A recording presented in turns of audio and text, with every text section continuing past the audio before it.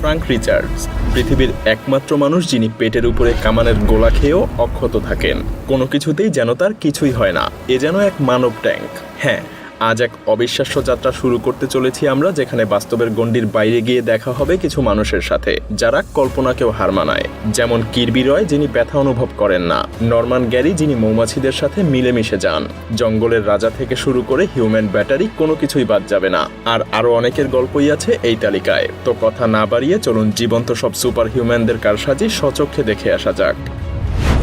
প্রথমেই আসি এমন একজনের কথায় যার কথার ধরন আপনাকে চমকে দেবে, জন সোভিয়ার অসনো। মজার ব্যাপার হলো তার গোপন ভাষা শুধুমাত্র রিওয়াইন্ড বা রিভার্স বাটন চাপলেই বোঝা যায়। Look at me. I am speaking language.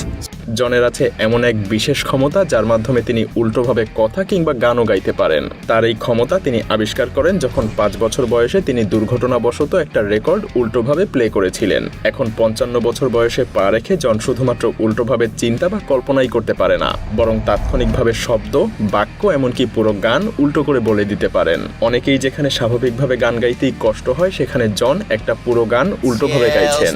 ভাবা যায়।